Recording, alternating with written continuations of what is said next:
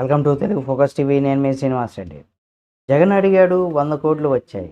వైసీపీకి విరాళాల పైన కూడా ఒక మిస్టరీ స్టోరీ ఇప్పుడు సామాజిక మాధ్యమంలో బాగా చక్కర్లు కొడుతుంది. అదేంటనేది కూడా ఈ వీడియోలో మనం తెలుసుకుందాం.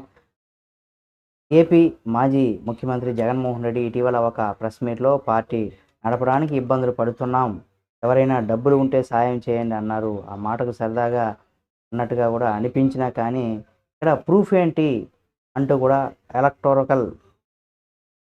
ఎలక్టోరల్ ట్రస్ట్ ఆ మాటను సీరియస్గా తీసుకుందేమో. కానీ ఎందుకంటే తాజాగా ఎన్నికల కమిషన్ సమర్పించినటువంటి రిపోర్ట్ ప్రకారం ఆ ట్రస్ట్ వైఎస్ఆర్సీపీకి 98 కోట్లు విరాళం ఇచ్చింది. మొత్తం మీద 2024-25 ఆర్థిక సంవత్సరంలో వైసీపీకి 140 కోట్ల రూపాయల విరాళాలు వచ్చాయి.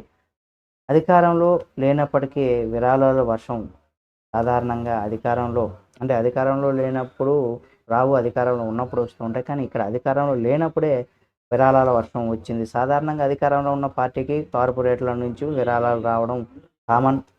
కానీ వైసీపీ సంగతి మాత్రం వేరేలా ఉంది. అధికారం కోల్పోయినా, ఘోర పరాజయం పాలైనా కానీ తర్వాత కూడా ఇంత పెద్ద మొత్తంలో విరాళాలు రావడం ఆశ్చర్యకరంగా ఉందని కూడా చెప్తున్నారు. అంటే 2023-24 ఎన్నికల సంవత్సరం రావడంతో 184 కోట్ల విరాళాలు రావడం ఇక్కడ సహజమే అనిపించిందట. కానీ ఇప్పుడు అధికారంలో లేని పార్టీకి ఇంత భారీ మొత్తంలో డొనేషన్స్ రావడం ఎవరికి అర్థం కాని ఒక మాయలాగా ఉందట. ఇదే సమయంలో తెలంగాణలో బీఆర్ఎస్ పార్టీ విరాళాలు 95% తగ్గి 10 కోట్లకు చేరాయట. కానీ ఇక్కడ వైసీపీకి మాత్రం విరాళాల్లో రికార్డు సృష్టించింది. ఎవరిది ఇక్కడ ఇక్కడ మనం చూసినట్లయితే ప్రూడెంట్ ఎలక్టోరల్ ట్రస్ట్ ఏదైతే ఉందో, అంటే ప్రూడెంట్ ఎలక్టోరల్ ట్రస్ట్ అనేది కూడా రాజకీయ పార్టీలకు విరాళాలు ఇవ్వడానికి ఏర్పాటు చేసినటువంటి ఒక కార్పొరేట్ కలెక్షన్ ప్లాట్ఫామ్ కంపెనీ అని కూడా, అంటే ప్లాట్ఫామ్ అని కూడా చెప్పు. అంటే కంపెనీలు నేరుగా తమ పేరుతో పార్టీకి డబ్బు ఇవ్వకుండా ఒక ట్రస్ట్ ద్వారా పంపుతారనమాట. దీంతో ఎవరి నుంచి డబ్బులు వస్తుందో బయటపడదనేది కూడా తెలుసుకోవచ్చు. అంటే ఎలక్టోరల్ బాండ్లో అయితే సుప్రీంకోర్టు రద్దు చేసిన తర్వాత కూడా ఈ ట్రస్ట్ల పాత్ర మరింత పెరిగిందని కూడా చెప్పుకోవచ్చు.